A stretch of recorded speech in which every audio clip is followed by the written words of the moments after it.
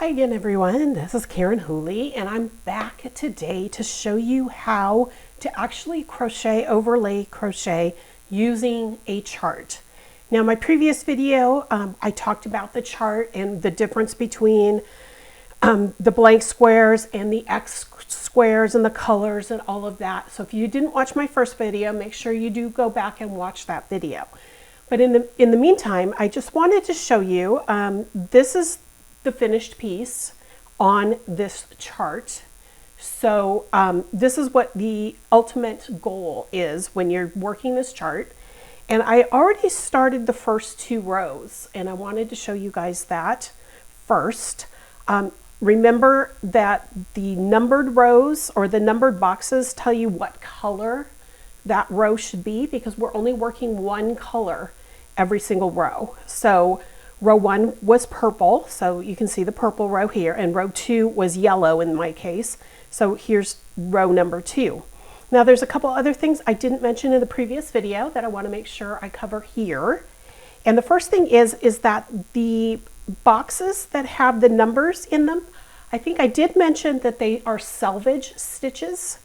So with the selvage stitch, one of the things you have to do, and I'm going to bring this a little closer, is I'm going to grab my pointer here, is that those first stitches are done in both loops. So you can see right here, I worked in both loops when I did the yellow row. And then as I worked across, I only worked in the back loop until I got to the last selvage stitch, which is on the other side. And you can see I worked in both loops again here. So your selvage stitches are always going to be worked in both loops. And all the single crochets going forward are going to be worked in the back loop. And all of the double crochets are going to be worked, I'm going to show you here, 2 rows down into the same color front loop. So on row 4, it's going to be another yellow, so we're going to be working into row 2 in this case.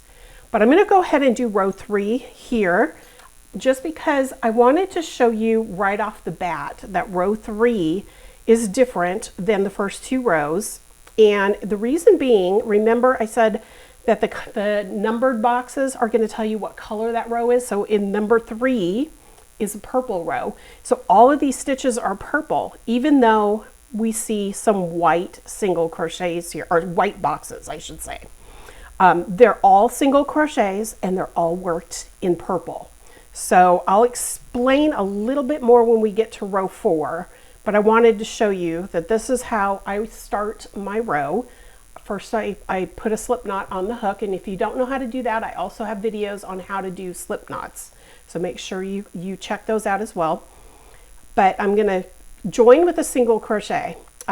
Alexis, who is from 6L Designs, who I learned this technique from using her videos, she uses a different kind of join here, but this is so much simpler and so much more even for me. So I always join with a single crochet, and then I also remember I worked in both loops here. Now going across, I'm just going to work in the back loop.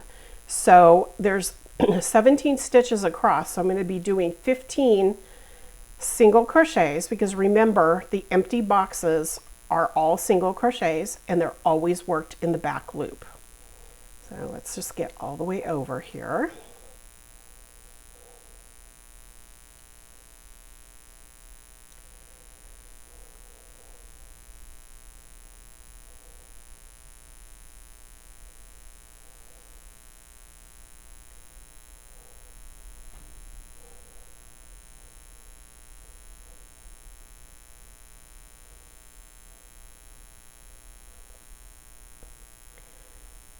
Sometimes working in the back loop is harder than working in both loops, because the way I crochet, I tend to catch the stitch a little bit. There we go. Okay, so here's my last stitch, which is the selvage stitch. Row 3, there's a 3 in that box. So I work in both loops and then I fasten off. Now the one thing I didn't mention about in the previous video is that this overlay crochet method, or overlay mosaic crochet method, is always worked on the right side of the fabric. That's why you see all these tails. This makes this technique perfect for something that we're working in the round because you can carry the yarn at the back and not have to cut. But when you're working a flat piece like I am right now, you're going to have tails. So just so that you know, I just wanted to make sure that you knew that. You're going to either end up weaving in all these ends, or you can create some sort of an edging with fringe, or you could actually create a casing. If you have taken my class called Learn Fair Isle Crochet on Craftsy, I teach actually how to do a casing that hides these edges. So if you're interested in that, make sure you check out that class as well. Anyway, okay, so I've done row 3. So row 1, 2, and 3, there are no X's in any of these boxes. So there's no double crochets. But now when we get to row 4, which is a yellow row, because it's a white box and I'm using yellow for my white boxes, you'll see we start having the X's, which are the double crochets. Now, if we go back to the original sample here, hopefully you can see this. I'm going to have the chart here. It wants to roll a little, so I apologize. Okay, so there's 2 single crochets in yellow, and then there's a double, and then a single, and then a double. So if you look at it here, here's row 4, where row 4 starts. We have 2 singles, there's a double, a single, and a double. So see how the yellow goes across or down over the top of a couple stitches on the purple row. And that's how we get this square right here. Okay, and we have another one of those squares on the other side right here. So even though these are white boxes on row 3 and we did them in purple, they're going to get covered up. So that's how you get this cool little box that's right here. So I'm going to show you how to do that as well. Let me grab my yarn here. Here, I'm going to do yellow. I'm going to make a slip knot. Now, if you are planning to weave in these ends when you're working on a flat piece, I recommend leaving about a 4-inch tail, but since I'm just doing a swatch, they're about 4 inches or longer right now, but I'm not taking care to see how long they are. But you want to leave a little bit there so that you have enough to weave in. Okay, so with yellow, I'm going to do my selvage stitch, which is working under both loops. And I'm going to move this little tail away, and I'm going to move the purple away. Okay, so we have the selvage stitch and 1 double crochet or single crochet in the back loop there. So you can see I did my selvage stitch and my first back loop single. Now there's an X. So what that means is I have to drop down to do a double crochet. So what I do is I make sure I skip the front loop of the stitch that directly corresponds to the yellow above it, and I move to the next one, and I go into that front loop just like this to catch the yarn. I'm going to bring it a little closer, and I'm going to do it again. I'm going to go under from the bottom up. If you're left-handed, it'll go the other direction, but you're still going from the bottom up, but the needle will be, or the hook will be turned the opposite way. And then you're going to yarn over and pull through just that front loop. So you have your 3 loops on the hook, yarn over, pull through 2, yarn over, pull through 2. Now we're going to do a single in the back loop. But remember, because we did this overlay, we have to make sure that we skip the purple stitch that corresponds to this yellow. So I'm going to pull the stitch back, and I'm going to skip that guy right there. I don't know if you can see that. I'm going to bring it a little closer. So this is the last yellow I did before the double. Here's the double. So I'm going to skip this guy and go right into here to do my single. So I do my single there, and then I have another double crochet. And so I make sure I skip the front loop that corresponds to that single, and then I go into the next front loop and do my double. So there is, I'm going to put that down for a second and take my hook out. So there is these double crochets. So they're covering the purple stitches that I skipped in the back. So now after this one, we have 7 stitches before the next double crochet. So I'm going to make sure I skip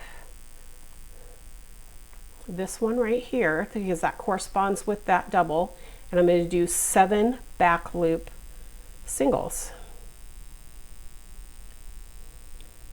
3,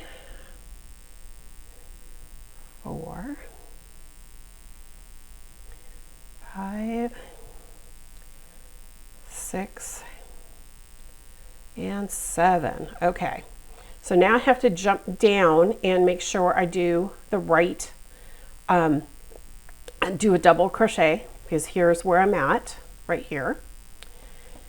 So what I do is I count over to make sure I get it in the right spot.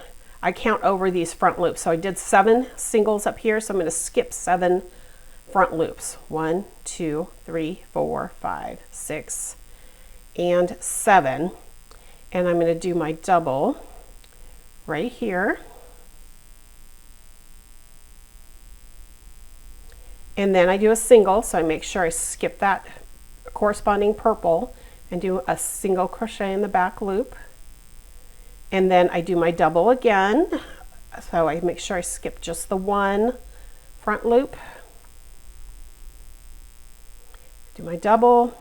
So I've done these 2 doubles. Now I've got 1 back loop single crochet and 1 selvage single crochet.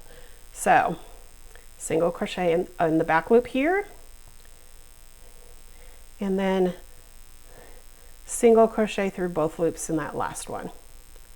So I'm going to cut that and end off. Okay, so now if you look at this compared to the chart, we've got the 2 boxes right here. But the thing that we're missing, if you look at this row, there should be some we have this bottom row of purple, but we don't have these purple bars that are coming down. So the remember I said in the video before this one that the pattern and the rows don't always correspond. So when we do row 5, which I'm going to do right now, you'll start to see where the pattern really starts to develop. So I'm going to put a slip knot on my hook, and on row 5 is purple, and we're going to do first the selvage stitch, and sometimes that's a little difficult because I pull it tight. There we go. Okay, so now I've done the selvage, and then I have to do 1, 2, 3, 4 single crochets before we get to the X. So we're going to do 4 in the back loop. 1, 2, 3, and 4.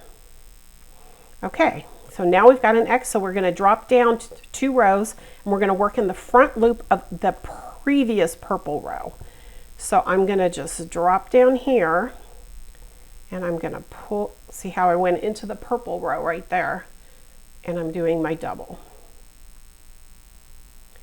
And then I've got 2 singles in the back loop, so make sure I skip the corresponding yellow stitch this time and do 2 back loop singles. And then I get to do another double, so I make sure I skip the 2 front loops that I'm not working into, and then do that double. And then I've got 2 more back loop singles, so skip, make sure I skip. It's just like when you're working post stitches in any other sort of technique, you want to make sure you skip that stitch. Now I'm working down to do 1 more double, and then I have 4 singles left plus the selvage stitch. So 4 in the back loop, so make sure I skip again, and 4 in the back loop.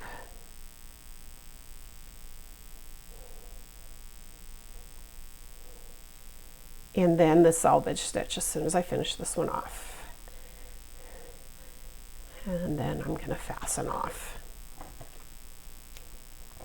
Okay, so hopefully this little short video will have shown you how to actually work this chart. So now you can see here there is this part of the purple is already there. You can see that there's now the bars coming down. You see how that's working? Now, when we get to row 6, we're going to do yellow again, excuse me. And so there's only 2 double crochets that go down, and you're going to be working into actually the tops of these double crochets when you do row 6. And then row 8 is going to work on top of the double crochets on row 6. Row 8 is working on top of row 6. Let me make sure I said that right. And then 10 it also is going to work on top of row 8. Now on the purple rows, it's going to kind of zigzag back and forth a little, so you get this final cool little pattern. But I'm gonna go ahead and let you do the rest of the chart if you want to do the rest of the chart yourself.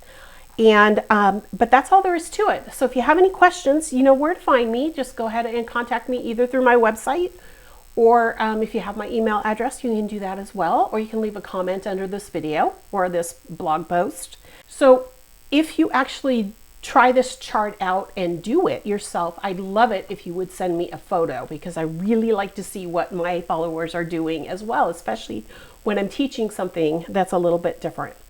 So I hope you enjoyed this video. Make sure that you contact me if you have any questions, and I will talk to you next time. Thanks so much, y'all.